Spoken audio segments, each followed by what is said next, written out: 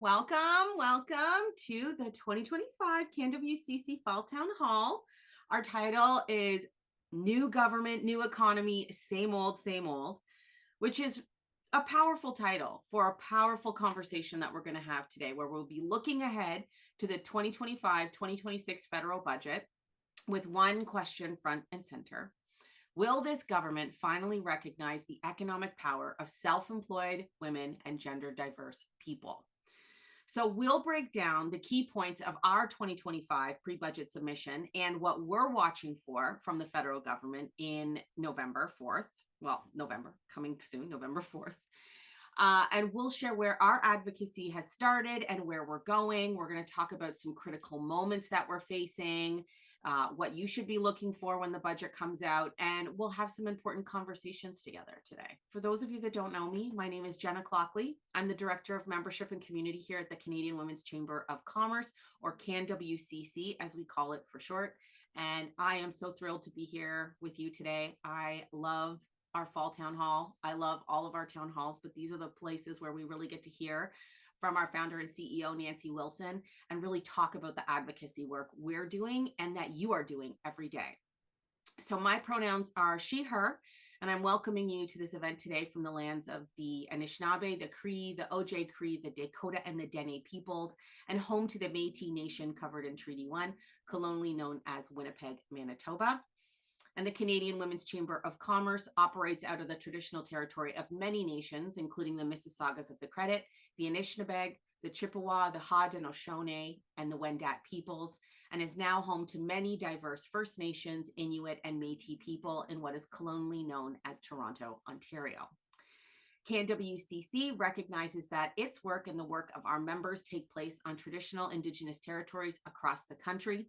We acknowledge that there are almost 100 treaty agreements that cover the territory now called Canada, and we are thankful to be able to work and live in these territories, and thankful to the First Nations, Métis, and Inuit people who have cared for these territories since time immemorial and who continue to contribute to the strength of Canada and to all communities. Now, we're just a few days out from Orange Shirt Day. Who participated in Orange Shirt Day this year? Anybody go out for a march or a walk? Yeah, that's fantastic. I did as well. And I want to acknowledge that across Canada, we still have an ongoing issue with violence against Indigenous peoples, and without much support or resolution and coverage. We don't know about it. We don't hear about it unless we search it out. And just to browse through APTN News had the following trending stories that don't seem to have made it to national news.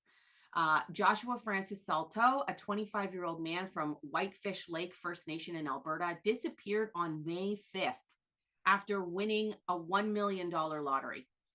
And he's still missing. I think we would have heard if somebody won a $1 million lottery and disappeared, but we didn't hear about that. Samuel Bird, a 14-year-old who has been missing since June, was recently determined to have been murdered by a 38-year-old man, and the remains were found just last Thursday in a rural area outside of Edmonton. A Mi'kmaq elder, Fred Sillaboy, was tasered twice by two members of the RCMP for refusing to give a breathalyzer on October 10th. Outside of his home in Asconi First Nation in Cape Breton. He was refused a translator as a Mi'kmaq is his first language. And the elder can be heard on the recording saying, "I don't drink. You guys don't understand at all. You guys have no understanding." And First Nations people in Ontario are still dying from opioids at a much higher rate than the rest of the province, according to a new report from the Chiefs of Ontario and the Ontario Drug Policy Research Network. Between 2019 and 2022, the most recent years with full records from the coroner, the opioid death rate for First Nations nearly tripled. In those same 2 years, 389 First Nations people in Ontario died from opioid overdoses. And by 2022, the First Nations people were dying at a rate 9 times higher than non-First Nations. 12.8 deaths to every 10,000 people compared to 1.4 for non-First Nations people to every 10,000. And it's not, it's not just individual stories like that we don't hear. There's national stories that, that do get national reach, but they're still not news status. So I don't know if you've heard about this, but I live in Manitoba. And on Orange Shirt Day, a fire was set at at the Minister of Family's office, Nahani Fontaine, in her West Kildonan constituency office. So she wasn't there because she was at our legislative building, but her office was set on fire. And that's not the first time this has happened. Her office has been vandalized several times. And it's not just her office. There was another Point Douglas MLA, another woman MLA, Bernadette Smith, who she's our provincial housing minister, and her office was also vandalized. And this is not rare in Winnipeg. This has been happening all over for both Conservative and NDP members, which are our two main parties here in Winnipeg. And, you know, we really need to be paying attention to these things, especially in politics as well. It's not an easy job to be a politician. But overall, we will not eliminate the racism and bias that's still present in Canada in this one call. But this is your opportunity to read different news sources like APTN. And that gives you a real insight into First Nation, Métis, and Indigenous people across Canada and their experience that they have, which is so different from what settlers have. But there are also really great things happening that you can hear about on APTN as well. Like one of North America's largest powwows is moving to downtown Winnipeg, and how after almost 2 centuries, the Shunamoose Nation in British Columbia is getting land back and $42 million from the federal government. And the artist that I played today, her name is Tia Wood. She's Juno nominated, and she just got signed to Sony Music internationally. So huge things are happening as well. And all of that I didn't hear on my national news broadcast. I found that by going to APTN and looking for this information. So this is just a reminder. Go out there and look for that information, because it doesn't always come to you, and it helps keep you involved in these communities and understanding the issues that are facing them as well. But now I'm going to introduce our guest, Nancy Wilson. Nancy, and I'm going to turn the conversation over to her. So let me introduce Nancy. Nancy is the founder and CEO of the Canadian Women's Chamber of Commerce, a chartered professional accountant with 2 decades of experience across startups, multinationals, and not-for-profits. Nancy led an accounting firm focused on women entrepreneurs. Frustrated by the systemic barriers, she launched the Canadian Women's Chamber of Commerce in 2018, growing it to over 1,000 members, securing $5 million in funding, and forging over 25 key partnerships to date. Nancy is a driven and accomplished feminist leader who's passionate about financial literacy, changing the status quo, and advocating for economic equity. So welcome, Nancy Wilson. I'd love to turn it over to you. Thank you, Jenna. Hello, everybody. I also love the Fall Town Hall. Fall for me is, my birthday is in September. Fall is also, when kids go back to school. And so it just has like a feeling of, new potential and all of those things for me. So, and I love policy, and with the budget coming out, it just has that feeling of new potential. So I'm really excited to talk about the federal budget and share some of what I've learned doing some research over the past couple of weeks with you, as well as what's coming for our advocacy. So let me share my screen. Present. I'm gonna make this full screen. How do I? Okay, great. So the organization of this presentation is in 3 steps, basically, past, present, future. So first I'm going to talk about what CanWCC has done in terms of advocacy work since we last met, which would have been the spring town hall. Then I'm going to talk about our main focus, which is the federal budget And I'm going to talk a bit about current events as well. I mean, you know, that's the big elephant in the room is what the heck is going on in the world right now. Because there's a lot going on right now. There's always a lot going on, but there's a lot going on that impacts everyone on this call directly and significantly. And then I'm going to talk a bit about what our plan is for our future advocacy in the new year. I have a couple of announcements at the end of the presentation, and then following that, we will, as Jenna said, we'll go into breakout rooms to talk about some of these issues amongst ourselves, and then come back as a group and share what we talked about. So in terms of what we have been involved in as an organization and our advocacy over the past couple of months, this is us representing our members and our community and making sure that their voices are heard. Some of the biggest things have been, you know, Carney won the Liberal leadership race after Trudeau resigned in January, I believe, was when he actually resigned. Then, you know, there was time for the Liberals to find a new leader, and then in early March, Carney stepped into the shoes, into Trudeau's shoes as prime minister. He then announced his transition cabinet, and that cabinet did not include a standalone minister for the Department of Women and Gender Equality, or wage. So wage was actually included under the, what was it called? Minister of Canadian Culture and Identity. So this is not a good sign coming right out of the gate. So we were involved with and in collaboration with many other women's organizations in making, you know, that a piece of news and making sure that this was recognized, that you know, wage should be represented by a standalone exclusive minister, and that we weren't happy about this and that it was inappropriate. And whether that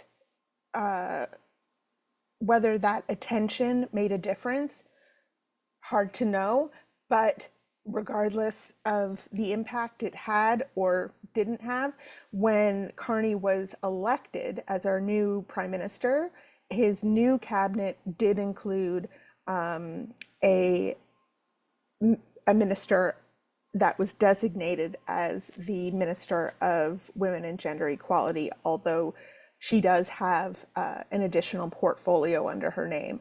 However, it is not subsumed under a kind of vague title. So I consider that a win, and it is as it should be.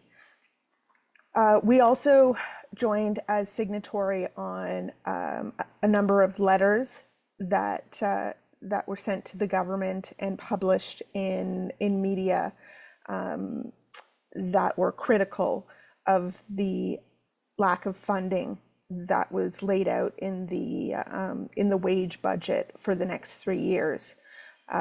What the wage budget showed was a really significant decrease in their funding in the 26-27 budget, where a lot of these programs that had been announced in previous budgets were due to end their funding horizon. And because no new funding had been announced, plus there was a clawback of actual funding for personnel, the budget as a whole for wage just completely, like, really dramatically went down, and that of course is a major concern. Now, as as the Women's Chamber of Commerce, we are interested particularly in the Department or Ministry of Women and Gender Equality, as well as ISED, which is which is kind of a couple of different ministries grouped together, but ISED stands for Innovation, Science, and Economic Development. So if you're looking at, if you're kind of skimming the headlines, those are kind of the two ministries that we are most focused on, as well as the Department of Finance, right? Because they're the ones that fund those ministries, and it all kind of comes down from there. So let's move on to the present. I don't normally talk about the US. I try not to, because the US is so dominant in everything we read and hear and see. It's like the internet is owned by US media. It's owned by US tech, basically, which is unfortunate. But I think it is important to talk about what's going on in the US, because ultimately Canada and Canadians are affected and influenced by the United States and what is going on there. Certainly economically, we're affected. The tariffs, yes, those impact our economy. In terms of impacting women-owned businesses, what has been very significant in terms of economic policy coming from the States has been the removal of the de minimis exemption, which is an exemption for packages, for commercial packages crossing the border with an assigned value of $800 or less, being able to cross the border duty-free. So for many, many years now, Canadian businesses would have been able to sell small orders without incurring duty when they sell to American customers because of this exemption. But with the removal of the de minimis exemption, now a lot of e-commerce operators and retail operators, B2B, B2C, have been significantly impacted. And although, there are a couple of different ways to get around this, getting around it is not easy. And some folks are not able to get around it depending on the type of merchandise that they sell. So that has had a significant impact, because a lot of women do build their businesses in the e-commerce and retail sector, as opposed to, let's say, lumber or steel, which is where the tariffs are really coming down hard. But it is also significant to look at what's going on socially and politically, because that affects women and equity deserving groups just as much, if not more.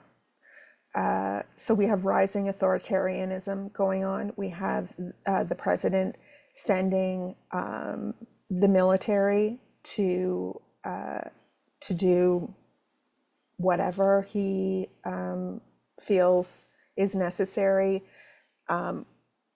domestically to cities within the country.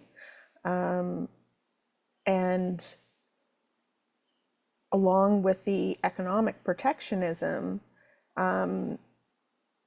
this is, these are signs that we've seen before in other countries that are extremely alarming.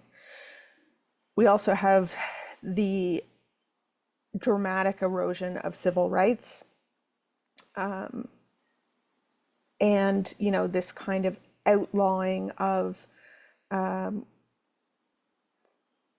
any mention of DEI, which really means any kind of recognition of the contribution or the potential of women and equity deserving groups and their participation in the economy and in society overall.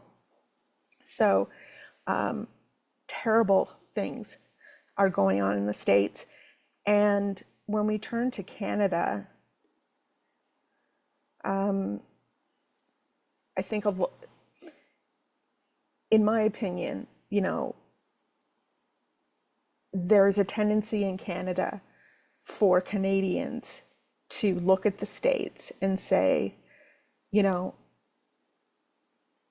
there's terrible things happening down there, but we're a little bit better than that, and that couldn't happen here. That won't happen here, and that is not true in my estimation. I think that we may be a little more polite or vague in our declarations, but those things in effect can absolutely happen here. So we may not have an anti-abortion law or have outlawed abortion in the same way that it is in the States, but if there are large areas of Canada where there are no abortion services available to the extent that women cannot access abortion, then the effect of that is the same, right? So I think that we need to be careful and critical in our thinking and hold our policymakers to account to make sure that we maintain the type of country, society, and living conditions that we want to maintain here in Canada. There's lots of discussion about, Canadian values, Canadian proud, build Canada, all of that stuff. I think that's great, but we need to hold people accountable to what that really means. And so I'll talk a little bit more about what the budget is probably going to look like, because when I made this presentation, it was before Carney had made his speech that he did last night. So I have a little more clarity now that he's made that speech about what it's going to look like. But certainly there has been a general silence on Black, Indigenous, and people of color, those communities, and generally silence from the government on the contribution of women to the economy. Now, there has been some exceptions to this. One exception is this petition that was put up by the Conservatives recently. So they have broken the silence by making their position clear, or at least the position of some of their party members on DEI. So this type of thing really, I think, is a good counter argument to, well, that type of thing won't happen in Canada.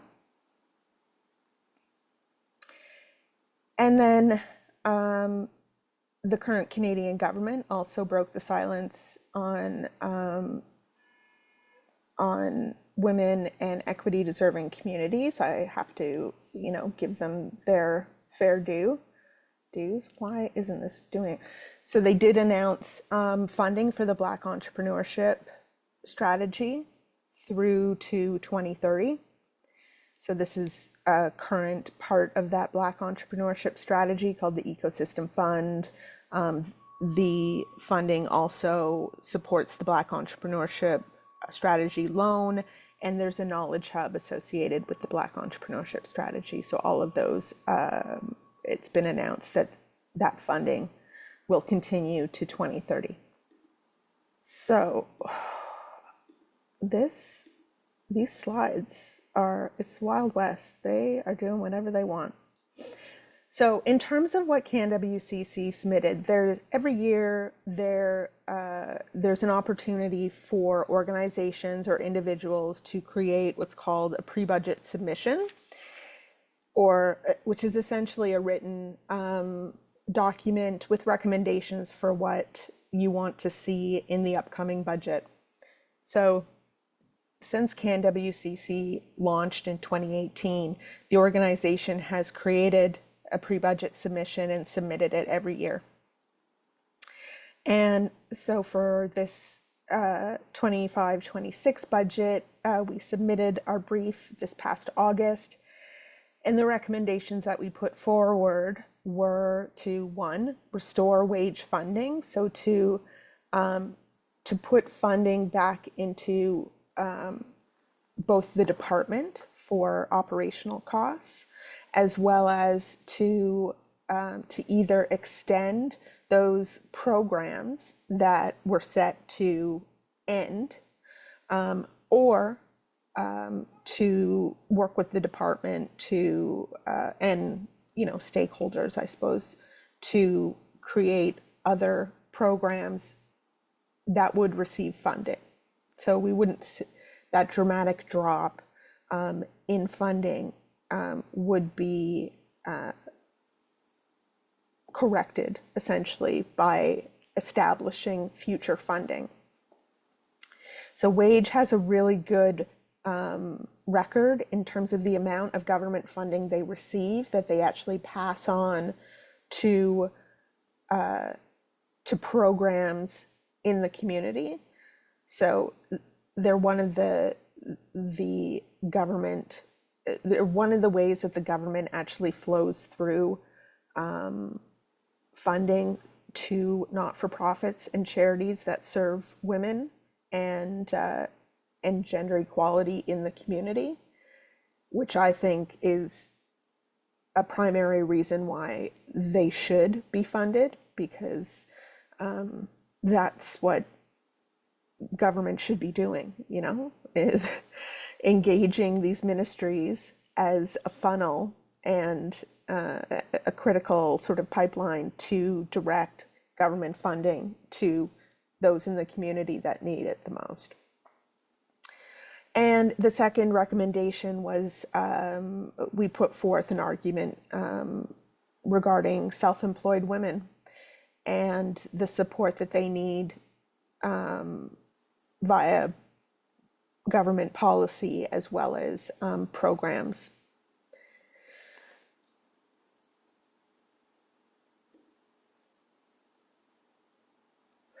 So what to watch for?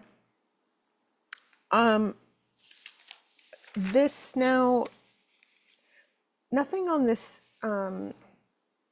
slide changes actually, but I'm gonna just talk very briefly about the speech. So Carney gave a speech yesterday where he kind of laid out what the budget might look like. And he laid out sort of three categories of spending: protection, building, and empowering. And if anyone knows me, they know how I feel about the word empowering, but I'll just put that aside for the moment. So under protecting means increasing defense spending. He's going to hire more police, more border services officers, increase the military. Talked about harsher bail and sentencing legislation, a defense investment strategy. So he's talking about manufacturing military equipment, planes, those types of things in Canada, whereas before we used to buy those things from the US. So that's protection.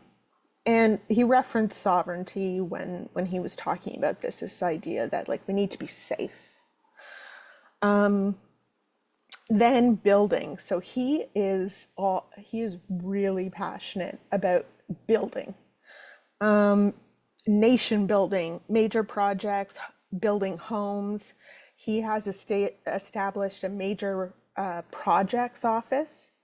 And so this office is sort of a centralized clearinghouse for these nation building projects, which are, you know, high speed rail between, you know, two major centers, pipelines, and mining.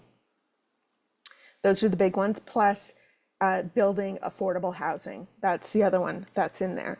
So he was talking about how these major projects are going to create hundreds of thousands of well-paid jobs, unionized jobs. He mentioned that multiple times. He said, and I quote, "It's a great time to be in the trades," which I thought was a little strange because he was actually giving this speech to a bunch of people who were graduating university.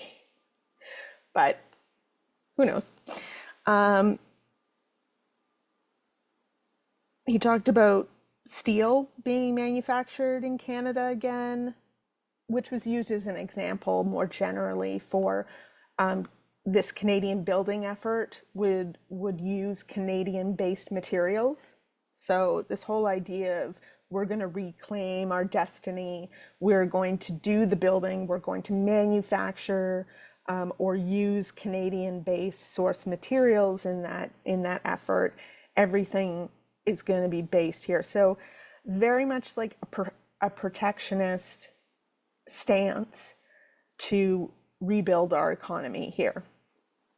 Not so different than what's going on in the States, with the exception of sort of these external tariffs to other countries.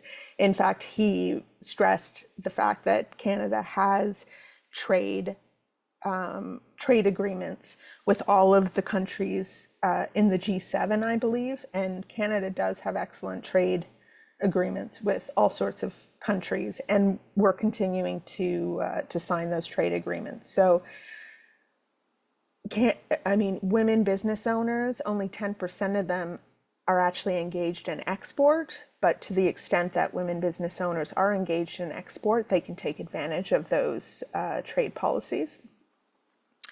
Then when he talked about empowering, this was a little less concrete. He talked about some tax cuts, protecting the most vulnerable. He did say dental care would be continued, school food program, a national lunch program, I think, for school children. And he did say that the national child care program would be continued.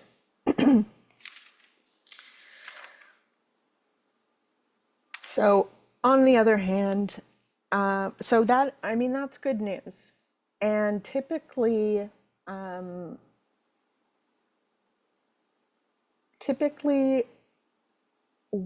childcare is the nod to is sort of code oftentimes for this is what we're doing for the women. It is certainly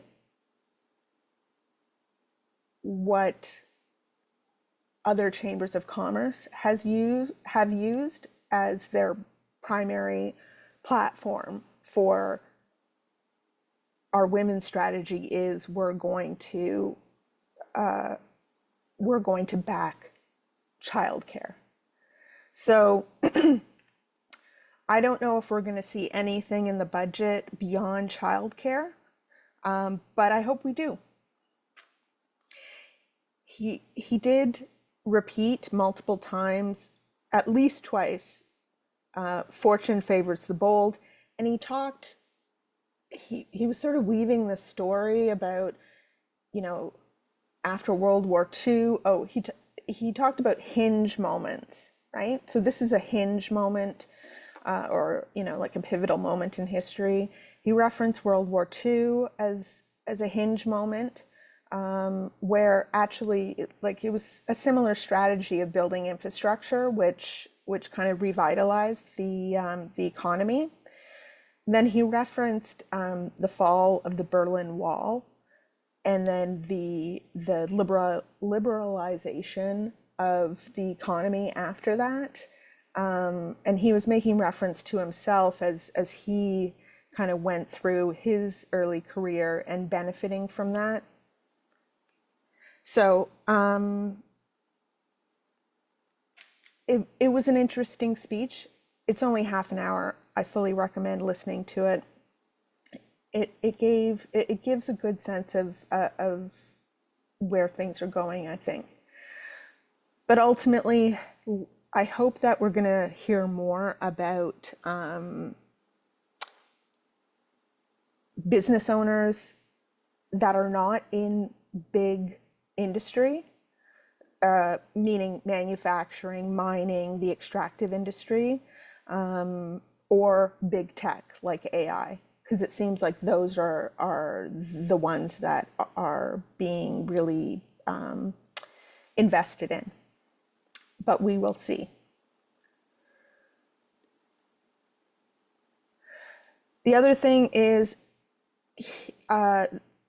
there's going to be a new presentation with the budget. So they're going to break apart capital spending and operational spending. So capital expenses, these are investments that will yield future benefits. So this is what he's talking about in terms of building infrastructure, investment in affordable home building and that kind of thing, building mines, building pipelines, all of these things, investment in ports and whatnot.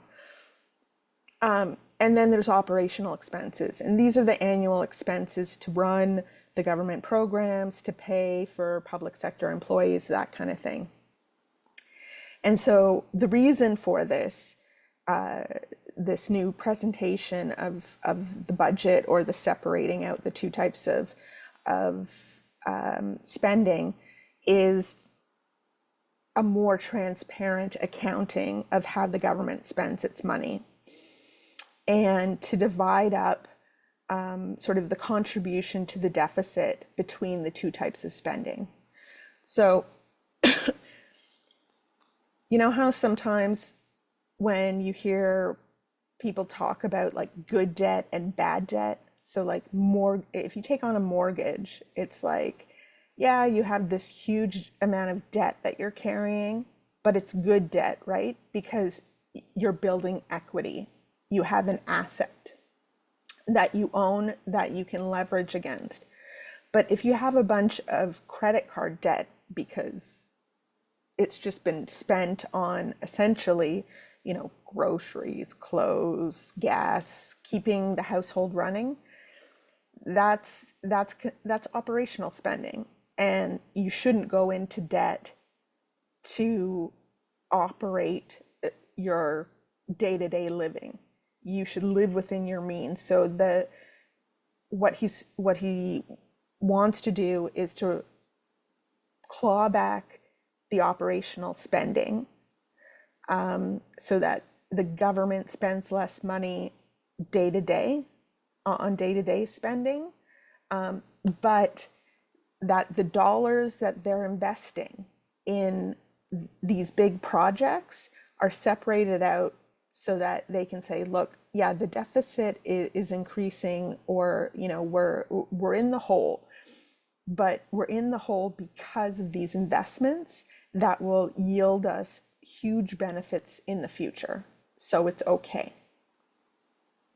That's what he's proposing. And it kind of gives it gives a counterpoint to what his opponents or his opposition may say when the budget is put forward, because the opposition is going to say, government's spending too much, this is ridiculous. Look at how much spending is in this budget. We need to claw back spending. And the liberals can say, yeah, this is a lot of spending, but the spending is investing in future gains.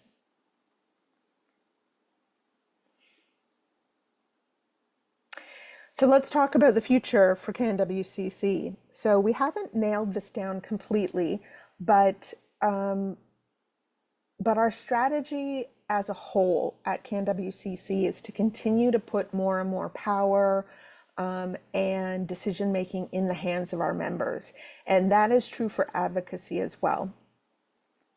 So our commitment from the beginning has always been to ensure that all voices are heard, and that our advocacy is available to everyone that supports our mission, and that advocacy is free from financial barrier.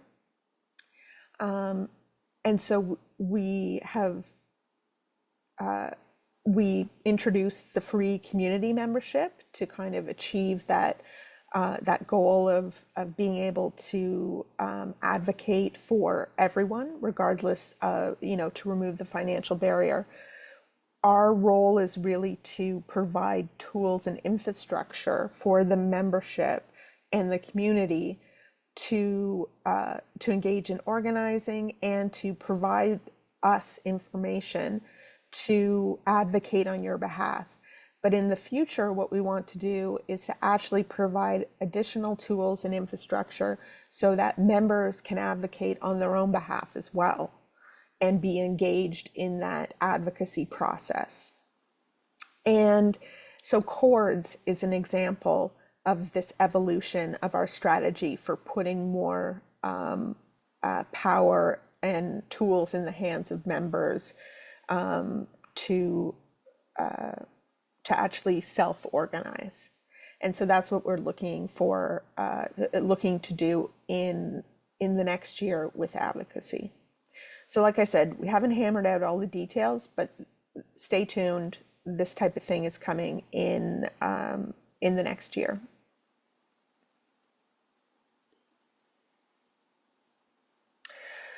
Announcements. So we received an extension on our Flip the Script project funding. And so applications are opening today for a Flip the Script investment readiness program. So this is a 2.5-month program that starts in mid-January and goes to March 2026. It is available to women and gender diverse people, especially those who live in rural, remote, and northern communities. But if you don't live in those communities, you can apply as well. Successful applicants get access to Control the Conversation, which is the core Flip the Script course, and Business Financing Fundamentals, which is a finance course, obviously. We're also holding training and networking events. So everyone in the investment readiness program will get priority registration to those events. So the applications are open today. And taking action. So we've developed a CanWCC census. So this is really drilling down to find out who our community is, collecting the demographic data. It's not fun, okay? This isn't going to be fun. The census isn't fun, but this is so necessary for us, and because of our advocacy, right? This is step one in really amplifying our advocacy, because when we go to policymakers, or when you go to policymakers, they're always going to ask, well, so who's saying this? Give us a breakdown of your membership. Like, where do they live? Who are they? Blah, blah, blah. The government is obsessed with data, and they won't have a conversation until you've satisfied their lust for data. It's their favorite tool to put off having an actual conversation about systemic change. And having data is great. So we really need everyone to complete this census and tell us who you are. All of the data, although it asks sensitive questions about who you are, how you identify, it's all anonymous, and we're really just collecting the information to amplify our ability to advocate on your behalf. Finally, okay, this is a serious announcement. After 3 years of just amazing community development and membership work, Jenna, our Director of Membership and Community, has been offered an amazing role from the University of Winnipeg that is really going to build her career. And so I'm so proud that she is moving on and building her career. But I am sad to lose her as not as a community member. She'll always be part of CanWCC, but I'm sad to lose her in her role as Director of Membership and Community. So I just wanted to say publicly to everyone who's listening to either the live or the recorded version of this event, how much I value Jenna as a member of the team, as well as a friend of mine, and how she has really transformed the membership strategy and the way that we connect with our membership here at CanWCC. And thank you so much. Thank you, Jenna. Okay, thanks everybody. I will turn it over to Jenna.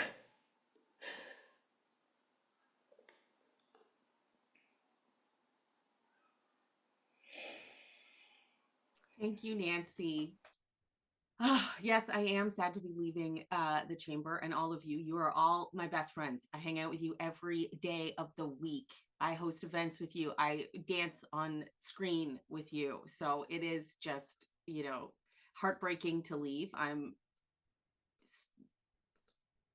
even know what else to say. I'm not going to be gone. I'll still be in our community. You'll still see me around. My name will probably still be on things. So it's not goodbye. It's just I'll see you a little less. That's it. But I truly love what the chamber is doing. I'm sure that comes across every time that I speak with you and share about what the chamber is doing. I love what it stands for. And, being part of the Canadian Women's Chamber of Commerce has helped me find my voice, me to feel comfortable speaking up in spaces and about advocacy issues that are important to me. It's helped me learn ways to talk about things to people who are in positions of power. And I'm just so grateful for all of you for creating this space with me. You have dove right in when I've said, hey, we're going to try this thing. Here's how we're going to do networking now. And everybody said, okay, let's try it.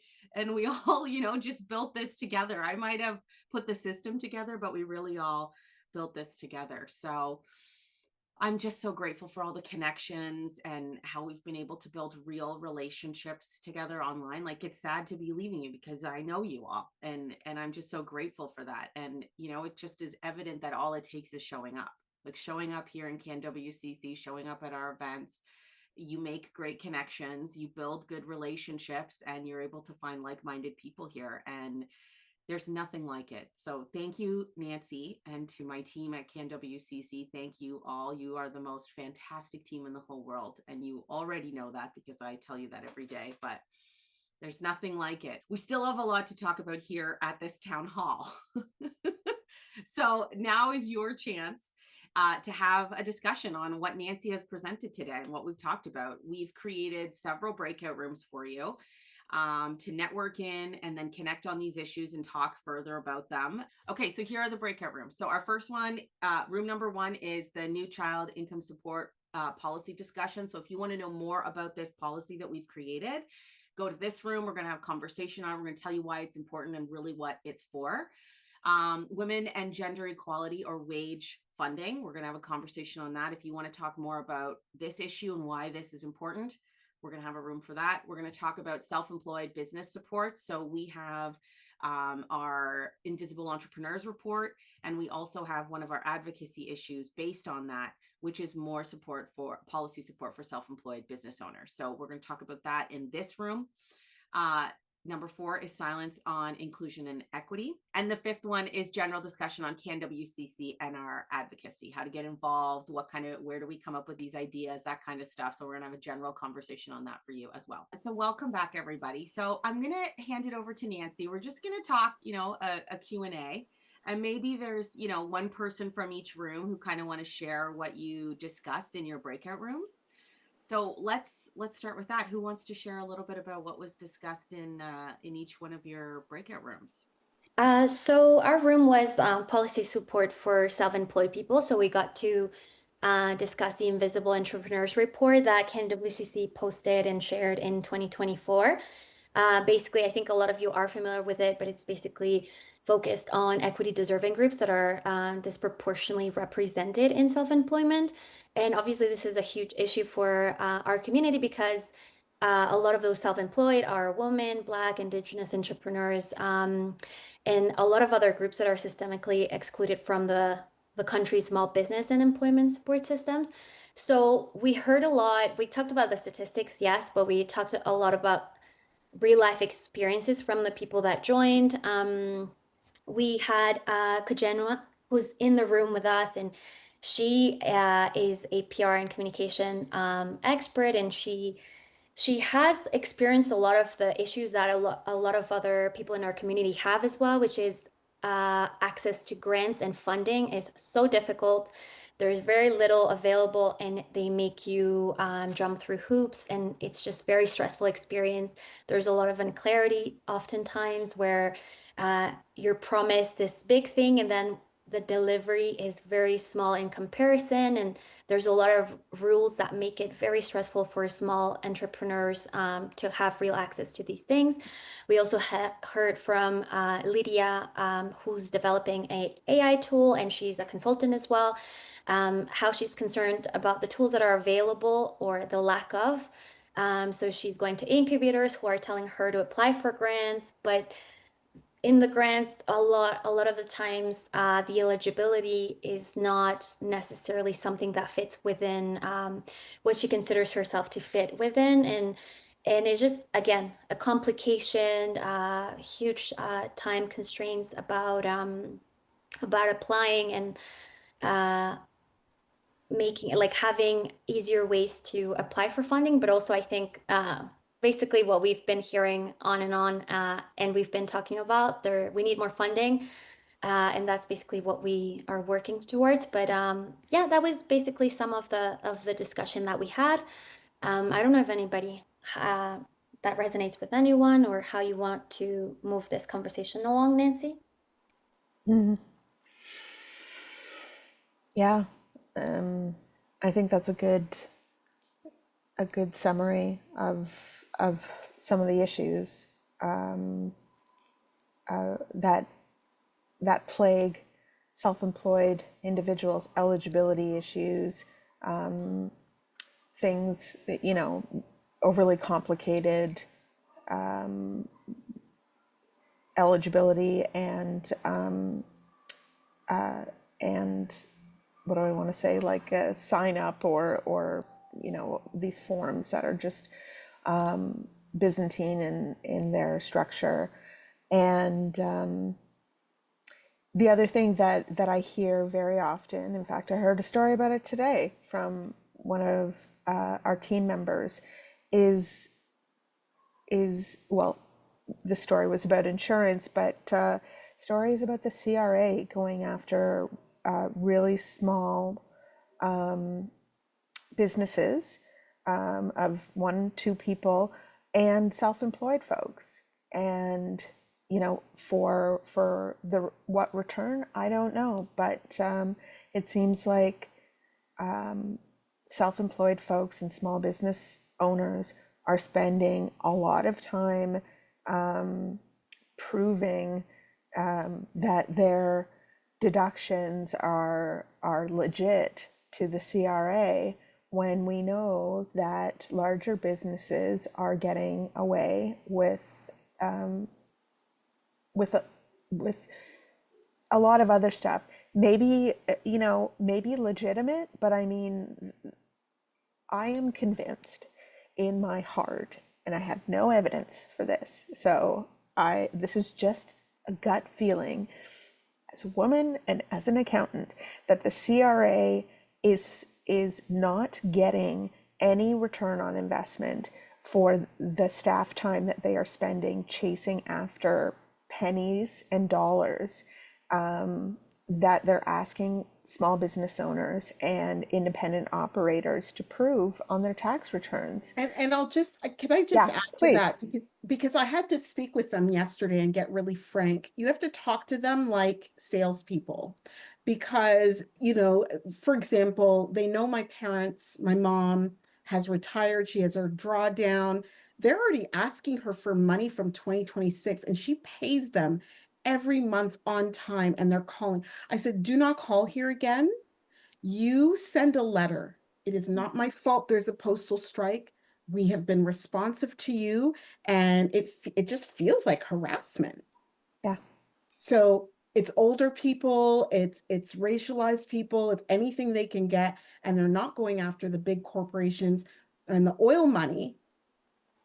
Yeah. Agreed. Thanks for that. Yeah.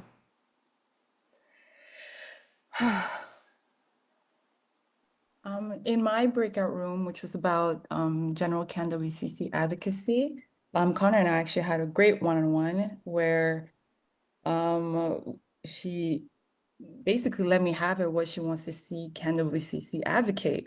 And I love to hear that. No, this is what we need from our members. So feel free, if it's not Connor out here preaching for you, feel free to message us on in Circle, to email us. We are happy. We are your, that's why you become our members, right? And one of the things she spoke about, which she felt very adamant about, was about the minimum tax exemptions for single income households. And another thing she spoke about was there needs to be more incentive to build a business. Like, does the government really still want small businesses? Because where the subsidized bookkeeping, taxes aren't really effective or done effectively, like you mentioned previously to that. And also something she let me have it was like women entrepreneurs don't want other programs. They just want the money. They want the money and the credit line. She wants a zero interest credit line of $100,000 so she can do what she needs to do for her business. And she wants less, and she says, what was it? Correct me if I'm wrong, Connor, you can come off mute, but fewer programs, like fewer educational programs and just more streamlining, something that helps them directly their business in a day-to-day. So I've heard you, Connor. I told you I would tell the team, and I told them in a very public space. Yeah. We hear you, and we're definitely going to be trying our best to advocate for that. Yeah, I appreciate that, Lise. Yeah, it's just money in hand. Like, not there's so much money that's pushed from the government into training programs, and training have their place, but it can't be the only thing because we need actual cash in hand. We need things like we can spin through like a credit line and having access to something that is a government-backed credit line instead of a government-backed loan that's like has a low interest rate or no interest rate for a few years and then it creeps up into something reasonable. Like, it's just such a simple fix, and we already have the groups in place, like WEOC and Women Entrepreneurs of Saskatchewan, to distribute this. They do loans that are government backed. Why can't they do credit lines that are government backed? And it would just give us so much more bandwidth to actually just to do day-to-day business and build. Yeah, and then yeah, I fully agree too about the government funding being overly complicated to apply to.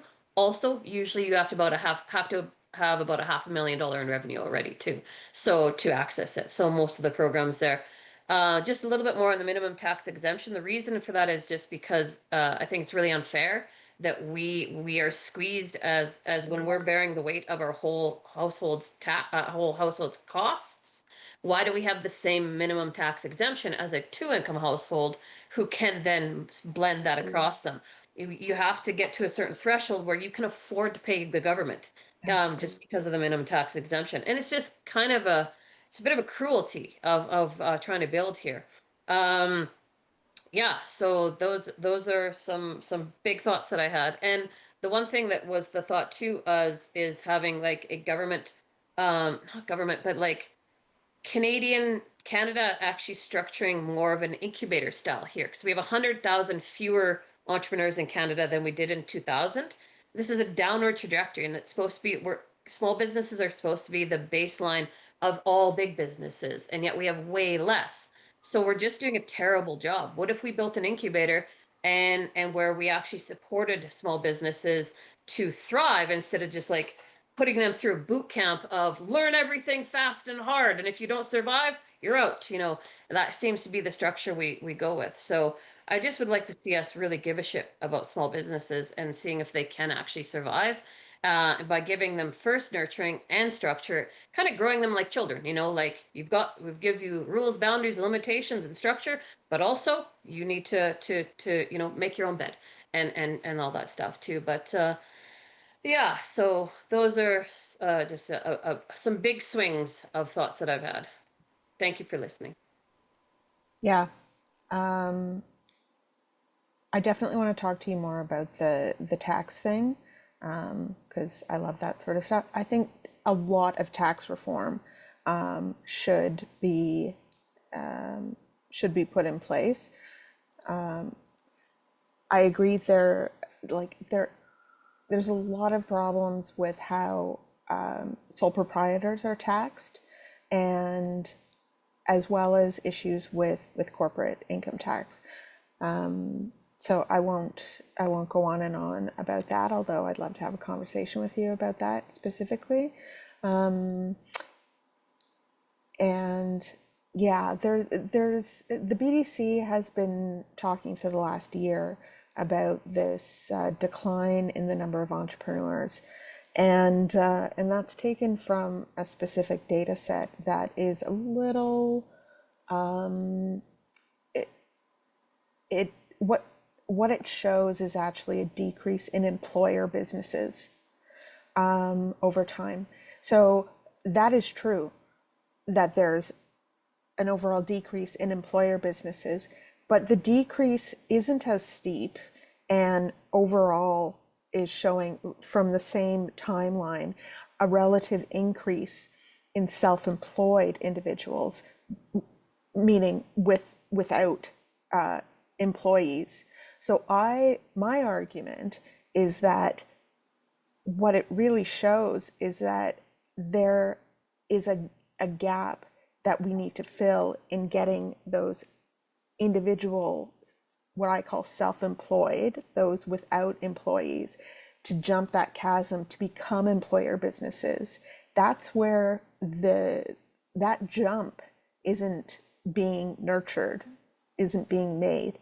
And we all know that, right? We're expected to start on our own, to figure it out, to make that jump without any funding, without any real support, just a bunch of people and programs telling us this is how to do it if you had the money and time to do it.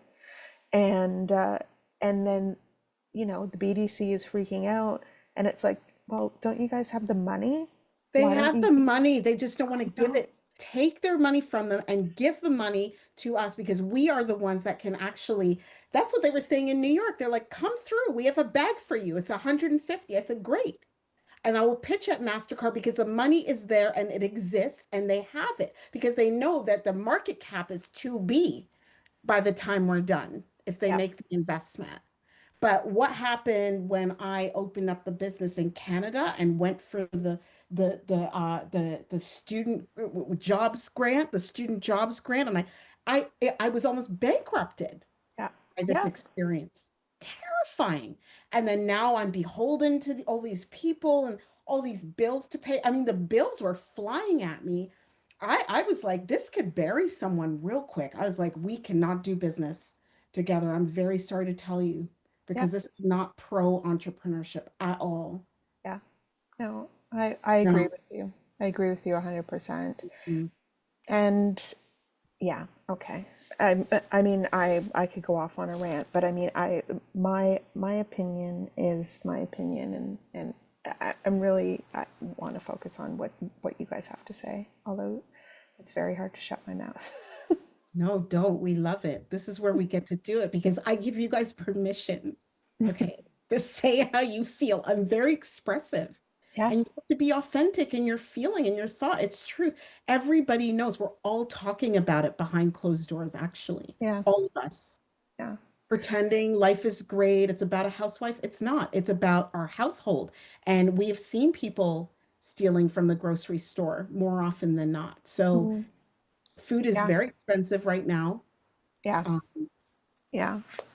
What really concerned me when, well, what concerns me about this, about, this whole plan to do nation building projects is the clear focus on male dominated sectors, tech, manufacturing, construction,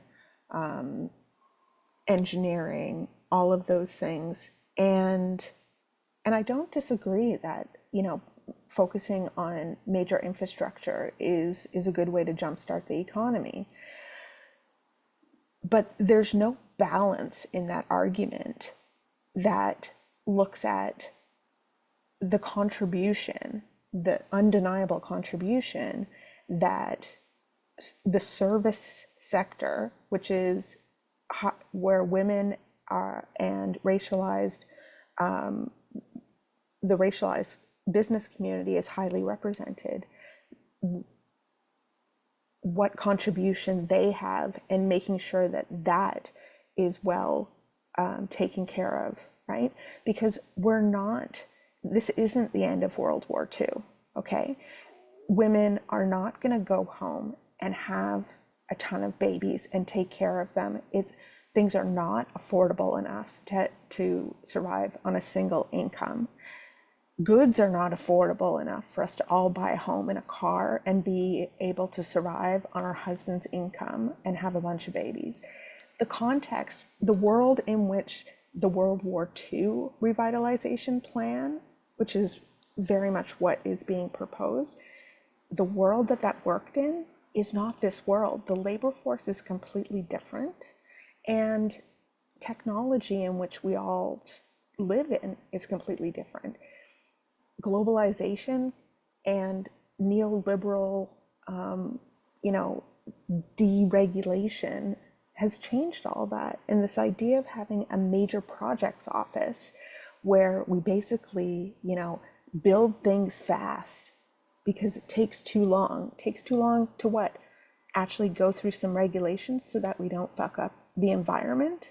Like there's a reason why those regulations were put in place, because in the 70s and 80s, it was massive deregulation and we fucked up the environment. And so the government had to step in to try to undo their mistakes that came through deregulation. So it's just like, I feel like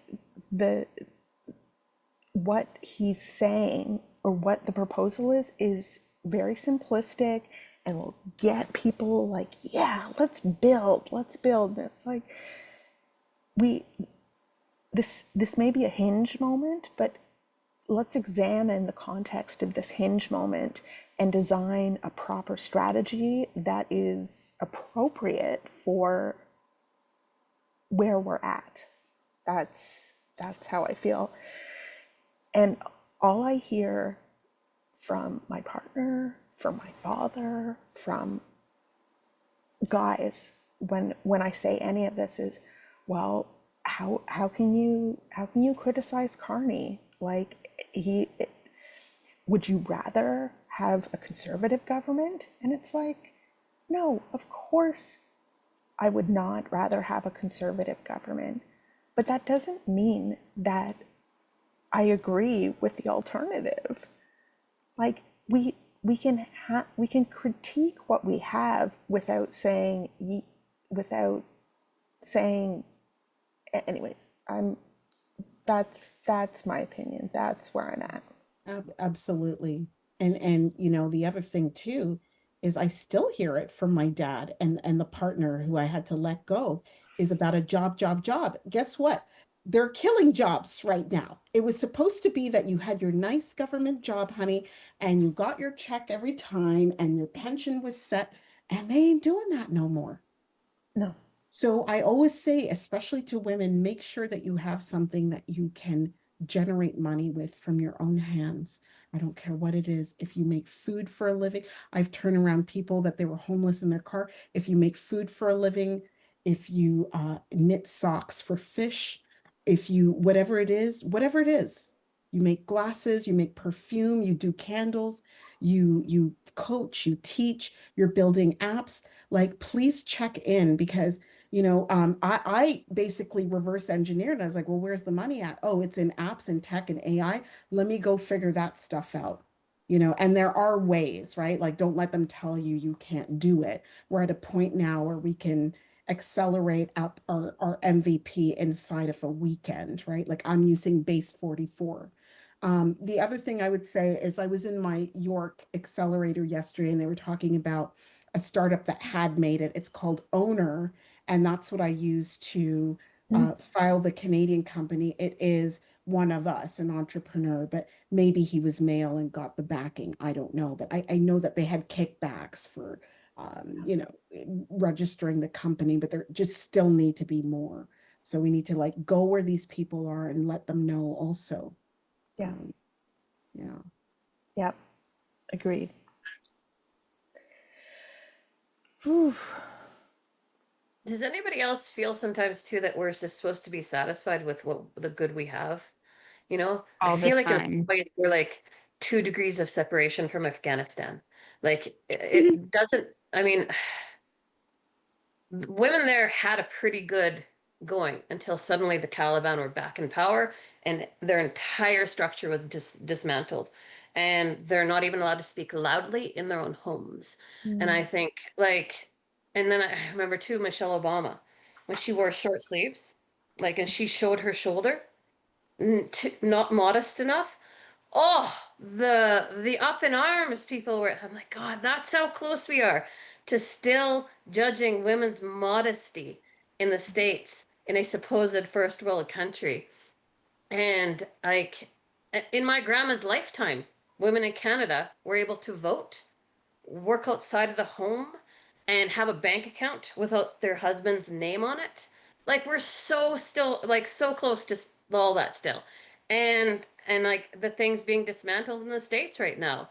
Like I still so I all this to say I agree with you, Nancy. Like I don't think we should ever let up pushing on our whoever's in power. If the conservatives are back in power, push on them too to just do better, to do more. I don't think we should ever be like, well, I guess I'll just wait 4 years. Like we always just push, push, push, because our goal should be to have a beautiful array of politicians where we choose from. Oh, they're all so great. Look at this one and this one and this one. Instead, it's like, well, I hate him the least. Like that's what we're in, right? So I think the more we advocate and the more we push for them to just be like a buffet of beautiful politicians that we enjoy and think are great leaders, like actual leaders, not just politicians, actually can lead our country. Um, yeah, like let's never stop doing that because I do think we're still a frightening hair's width away from having our rights taken away too. It wouldn't take much to get back to having a lot of our rights taken away and us not being able to assemble like this and speak our Yeah. minds and speak loudly and stuff. So I think we just always have to remember, like, other women in other countries thought they were safe too. So I don't want us all to be terrified, but just be vigilant and be fierce, about our place in this country and that our government isn't doing its job for us. And there is more. I'm grateful for what I have. I'm grateful every single day for everything I have, but I want more, and that's Absolutely. the thing. So Yeah. I mean, we're yeah. 50% of the population. technically, if everyone were to vote, we would be 50% of the votes. Politicians should be wooing us, you know, instead of ignoring us. It's bizarre, Yeah. Instead of just baby making incentives. right? So Yeah. it's just, yeah. I want to hook on to this, Nancy. Mhm. Sorry, Dee will come to you next, but I want to ask, what do you need from CanWCC in order to do that push? What is missing that you are not out there doing all those pushes already that you need support on?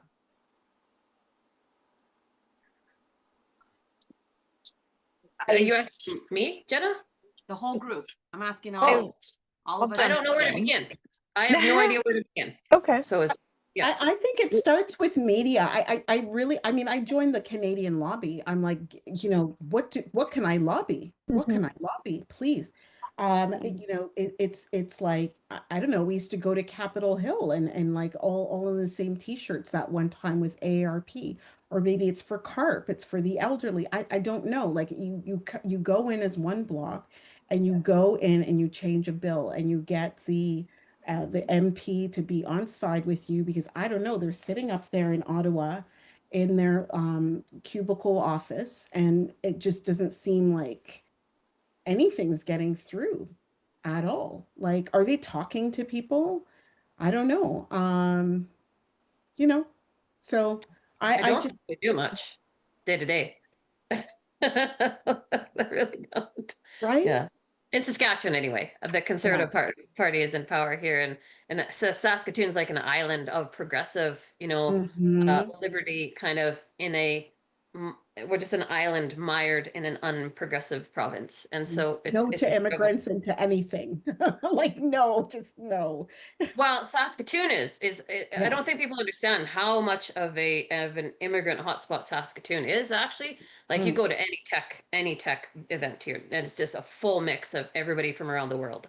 It's really cool. But you go to rural Saskatchewan, whew, it is blindingly Yeah. white. Yeah. Yeah. So yeah, it's or there's a Chinese guy that has the cafe in the small town. That's common That's too. the diversity. That's the diversity. Yes. Yeah. Jenna, I think like I don't know where to begin. I don't know how to lobby to people. I want to funnel my thoughts through you guys. I want to like sign a petition. I want us all to decide what are like the key things of this month, and we all push down the same message. We're all pulling on the same rope kind of thing. Like let's pick two things that we're super passionate about, and that's where we focus all of our energy, and we get a list of who to send that messaging to, and we go hard at it. We all make a vow to each other. This is what we're doing, as a part of our day to day, and just more structure to it. Because otherwise, I think we're just all kind of like just Hmm. leaves in the wind a little bit. And I will fully get distracted and just keep working on my own stuff. I will not do this, unless I have a group telling me this is how you do it. Because I won't put the energy into it. I'm exhausted generally by my own business. So putting energy into something like this feels hard. So Mhm. yeah, It does. It does. Okay. but it's needed. I think it's the Christine, money. I think it's we should have access to money. It's just not coming for some yeah, Yeah. reason. capital. Actual money, not money through training. Yeah, I know. Money. Exactly. Christine, Yes. do you agree with the money? I know you were talking about that in our room, and what do you think that would be helpful? Yeah, I echo that. I was going to say it's hard. I think we already face so many barriers as women entrepreneurs, additional barriers, that it's hard to also stay on top of all of this. I was really embarrassed to learn that I missed hearing that the women and gender equality budget's been cut by 80%. And it wasn't even that big to begin with. It's less than 1% going down to 0.01%.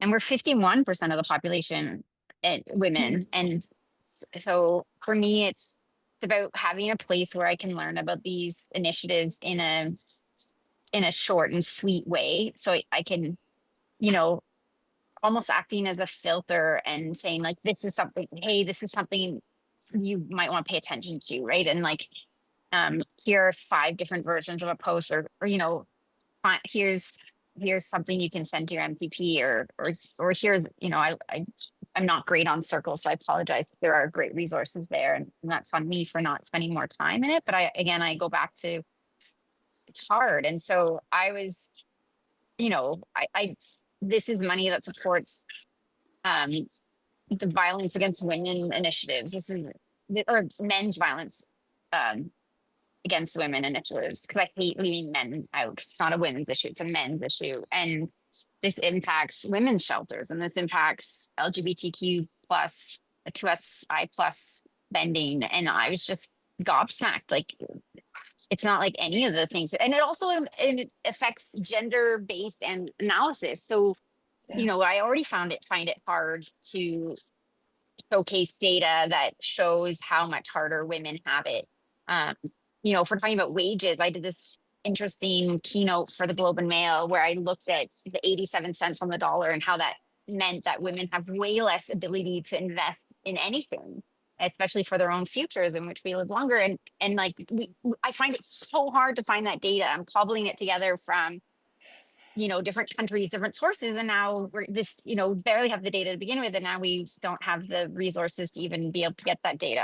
I'm so disappointed and frustrated. And I almost think that's what they want, because so for me, what I could really use is someone that helps keep us focused and helps, does highlight what we need to pay attention to, because this isn't something I have really the capacity to take on the side at this time. But I want to support it. So if anything that can be done to help make that easier, which I think you already do, but like calls like this is fabulous. And just, being in a room of like-minded women is also fabulous, because sometimes I do feel like I'm alone. And I do know that a lot of people are looking for unity and Mm-hmm. at this time. And so sometimes I don't want to be the person. Yeah, all right. I feel like I'm the one that's like, hey, wait, I just want to blow stuff up. I don't know. Yeah. It's wonderful though. Thank you for your efforts and the work so far. And really, I love being part of this. So thank you. I appreciate that. So these are the types of things that we're trying to figure out what tools like this we can provide for our membership in 2026, so that you guys can do something when you're able, because we understand that you're busy living your lives, running your businesses, taking care of your families. But for those of you who feel inspired or want to do something, we want the tools to be there for you to take action when you're able. Right now, if you go to our advocacy page, I'll just do this very, very quickly. Is it here? Yes. So our advocacy page, agenda, you land here. If you scroll all the way to the bottom, you can find who your elected official is at the federal level or at the provincial level. So at least if you want to write an email or contact them about something, you can do that. So you just put in your postal code, and they should give you the contact information. So there is that, but we're certainly going to provide more tools than that. I'll just really quickly tagging on to what Nancy said about baby making incentives, and what Connor said about not feeling like we have to be happy with what we have. My Brigette Room was about the federal parental leave program, and really its inadequacies and like antiquacies and being tied into unemployment, into the EI program.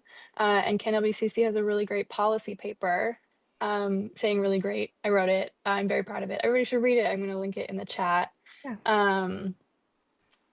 So yeah, and it's a really terrible system where if you're a self-employed person, you have to pay into this other self-employed parental leave program 12 months in advance of you using it. And who knows, they're going to have a baby 12 months in advance. Maybe some people who are great planners, but it only takes 9 months to have a baby. So it's a bit of a ridiculous system. And the money they give you isn't reflective of the cost of living nationally or provincially or anywhere in Canada. So yeah, I'll link that paper. It's a great thing to read, great thing to get fired up about. Oh, I was just going to say, I haven't been to a town hall in a little while, but I think this rocks because, yeah, this is exactly the kind of energy I think that the times call for. And I'm just so, I've been around a long time even in this group, and I feel like something has woke this sleeping giant of the 51%, which is all of us, is starting to stir and it's starting to wake up. And I'm really excited about that. Thank Me you, too. PK. And Connor's saying this is the best town hall I've ever been to. Yay! I mean, we do get into these conversations every single time we have a town hall. We do have these like moments where people ping and they just want to get in. So come to the next one. And, PK hosts the Feminist Enterprise Commons. You want to meet some like-minded people where you have these conversations monthly. Mm-hmm. That is a thing. DM PK. She can send you the Zoom link if you just want to come and try it out. It does have a membership attached to it right now, but PK is in Circle. You can find her information there. You can send her an email and say, hey, I want to come. Can you just send me the Zoom link? And we're going to do more to get you that Zoom link, especially to our members as well, so that you can come to those conversations. Right. And just to mention, it's been going for about 9 years now, by the way. So we have a crowd, and we have members from other parts of the world, notably the United States. So it's really great to talk to women who are on the ground in Chicago and, Maine and a bunch of other places to get a more of a, non-mediated feminist viewpoint on what is actually happening there from face to face from people on the ground. So yeah, join us. I just want to say, like, I'm always nervous when I come up to these events, and I'm like, oh, how's it gonna go? Is my presentation too boring? I want it to be educational, but not too boring. And then, once we're into it, I'm just like, I remember exactly why I started CanWCC, and it's because of all of the members, right? Just being here, talking to you guys, connecting, and this vibe of, I'm not alone out there feeling this way, feeling this kind of simmering frustration. We're together. There's a collective energy around making a change to the system, and who cares if people were a little bored during my presentation?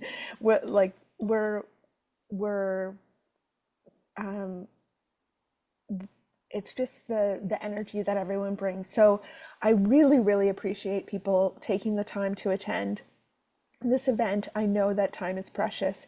So thank you so much. And thank you for being part of CanWCC.